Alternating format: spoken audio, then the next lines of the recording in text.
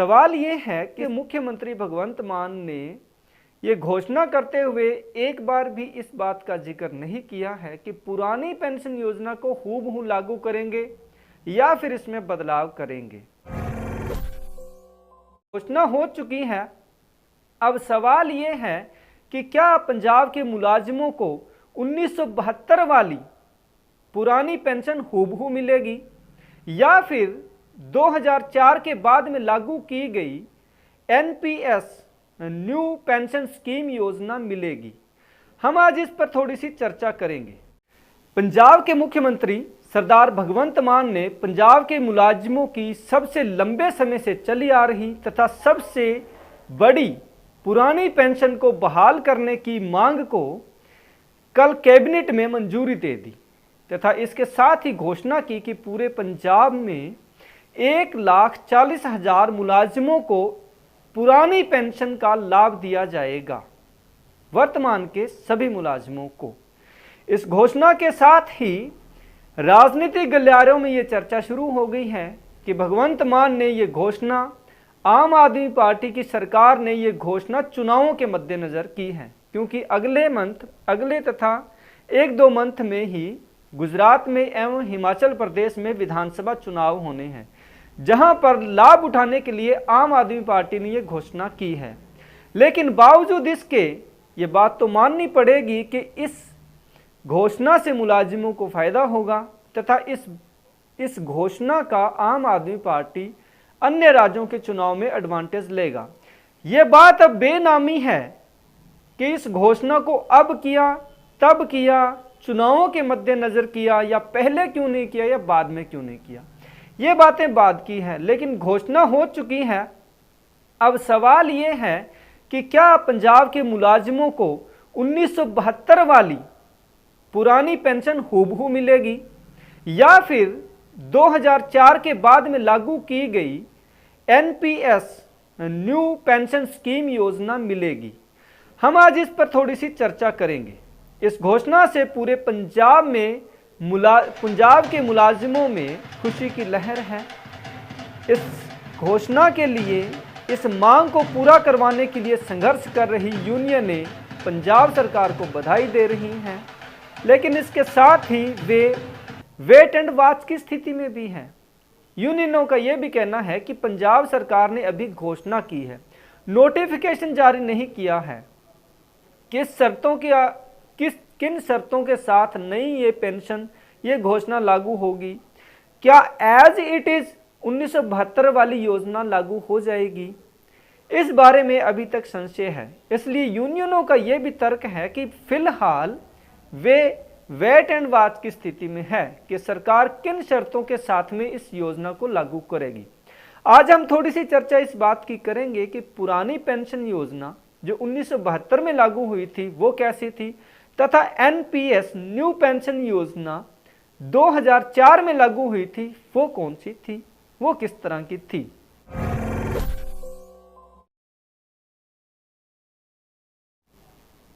दोस्तों 1972 में जो पेंशन योजना लागू हुई उसे ओल्ड पेंशन योजना कहते हैं।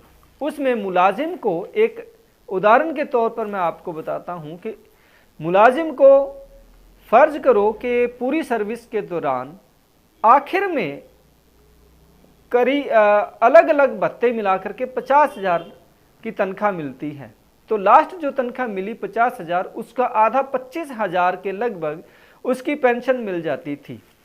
इसके साथ ही उसको और क्या चीज़ें मिलती थी, पुरानी पेंशन में उसको मेडिकल भत्ता भी मिलता था रिटायरमेंट के बाद में। इसके साथ में पेंशन जो थी उसमें 5 साल बाद में 5% की बढ़ोतरी भी होनी थी। फर्ज करो 25,000 अगर तनख्वाह पेंशन मिलती है किसी ओल्ड पेंशन योजना के तहत, तो उसको 5% उसमें हर 5 साल बाद उसका इंक्रीज भी था।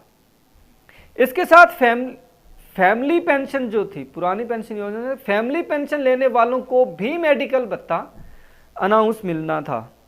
इसमें ग्रेजुएटी जीपीएफ फंड्स, अब जीपीएफ फंड क्या था इस बारे में भी मैं बताता हूँ आपको। ग्रोस प्रोविडेंट फंड कहते हैं इसको। इसमें फर्ज करो एक मुलाजिम अपनी पूरी सर्विस के दौरान जीपीएफ फंड्स में से कुछ अपनी बचत का पैसा डालते थे। कोई 2,000, कोई 4,000, कोई 10,000, अपनी हैसियत के अनुसार जितना। अगर फर्ज करो किसी की 50,000 तनख्वाह है और उस तनख्वाह में से वो 25,000 रुपये सेविंग करना चाहता है तो वो जीपीएफ फंड में डाल देता था और रिटायरमेंट के समय वो उस पूरी अमाउंट को निकलवा सकता था और उस पर उस एम्प्लॉय को ब्याज भी मिलता था, सरकार की तरफ से दिया जाता था।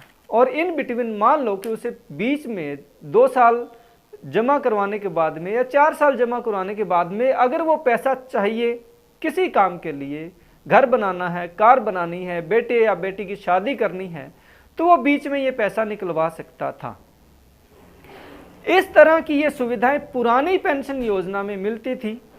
लेकिन जब 2004 में बीजेपी की सरकार सत्ता केंद्र में आई तो उन्होंने इस पेंशन योजना को ठंडे बस इसको बंद कर दिया था ना, नई पेंशन योजना बनाई गई। इसे बंद करने के पीछे एक कारण ये था कि बताया जा रहा कि पूरे देश भर में जो ओल्ड पेंशन जो दी जा रही है एम्प्लॉयज़ को, उसकी रकम बहुत बड़ी थी, बहुत ज़्यादा थी, तथा वो एक सरकार का ये मानना था या विशेषज्ञों का ये मानना था कि ये एक तरह से अर्थव्यवस्था पर बोझ डाल रहे हैं, इसलिए इसको दूसरे तरीके से लागू किया गया ताकि इसका खर्चा खुद एम्प्लॉय पर पड़े। तो नई पेंशन योजना, उसे नाम दिया गया सीपीएफ अर्थात कंट्रीब्यूटरी प्रोविडेंट फंड। इसमें एक आंकड़ों के उदाहरण देकर के आपको समझाता हूं कि मान लीजिए एक एम्प्लॉई, इसमें नियम यह था कि हर एम्प्लॉई का 10%, मान लीजिए 10,000 की किसी की तनख्वाह है तो उसका 10% 1,000 रुपया प्रति माह सरकार काटती थी, तथा 1,000 रुपया 10% हुआ मुलाजिम का एवं 14% सरकार अपने हिस्से से जमा करवाती थी और ये सीपीएफ फंड में जमा होना था। और ये उसकी रिटायरमेंट पर मान लीजिए कि 1 लाख रुपया बन गया तो 1 लाख रुपए में से 40% यानी 40,000 रुपया रिटायरमेंट पर एम्प्लॉयज़ को मिलना था। बाकी रहा 60% उसका पैसा जो सरकार ने अलग अलग डिपार्टमेंट में अलग अलग, जैसे LIC है या शेयर मार्केट है, उसमें लगाया हुआ है। तो 60,000 पर जितनी ब्याज बनती है पर मंथ वो पेंशन के रूप में एम्प्लॉय को मिलनी थी। अब इसका सबसे बड़ा नुकसान ये था, एक तो वो पैसा एम्प्लॉय का है और वो सरकार के खाते में जमा है, एम्प्लॉय को उसका रिटायरमेंट पर उसका कोई लाभ नहीं मिला। लाभ ये मिला कि उसकी रेंट उसको मिल रहा है, ब्याज मिल रही है उस पर, इंटरेस्ट मिल रहा है उस पर। और इसके बाद में जब उस एम्प्लॉय की मृत्यु हो गई तो वो जितना पैसा सरकार के पास पड़ा है वो ऑटोमेटिकली सरकार के खाते में चला जाएगा। तो इसका न्यू पेंशन योजना का तो एम्प्लॉय को कोई लाभ नहीं था। इसलिए पंजाब ही नहीं पूरे देश भर के मुलाजिम पुरानी पेंशन योजना के लिए संघर्षरत थे। तो मैंने आपको दोनों में अंतर स्पष्ट कर दिया है, पुरानी पेंशन में क्या था और नई पेंशन में क्या था। अब आते हैं हम सरकार पर। सवाल ये है कि सरकार ने, प्रदेश के मुख्यमंत्री भगवंत मान ने ये घोषणा करते हुए एक बार भी इस बात का जिक्र नहीं किया है कि पुरानी पेंशन योजना को हूबहू लागू करेंगे या फिर इसमें बदलाव करेंगे। वैसे उनकी बातों से ये स्पष्ट संकेत था कि इसमें कुछ बदलाव होगा। तो ये बदलाव कहां तक होगा, कितना होगा, क्या वो पूरा पेंशन ओल्ड पेंशन योजना का बोझ पंजाब सरकार उठा पाएगी, ये प्रश्न अभी बाकी है। इसकी मंजूरी कैबिनेट ने दे दी है तथा विधानसभा में इसको पारित करना है। एक प्रश्न और विपक्ष द्वारा उठाया जा रहा है कि ओल्ड पेंशन योजना का फिलहाल बजट में कोई प्रावधान नहीं है।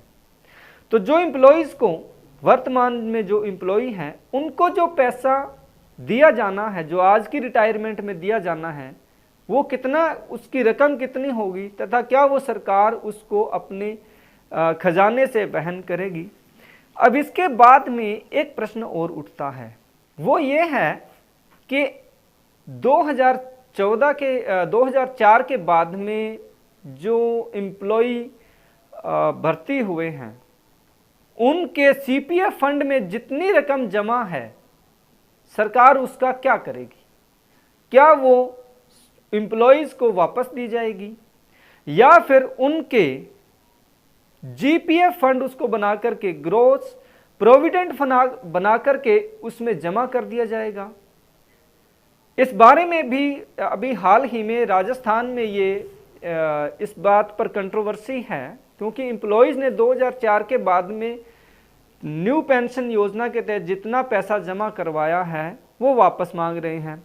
सरकार ये पैसा देने से कन्नी काट रही है।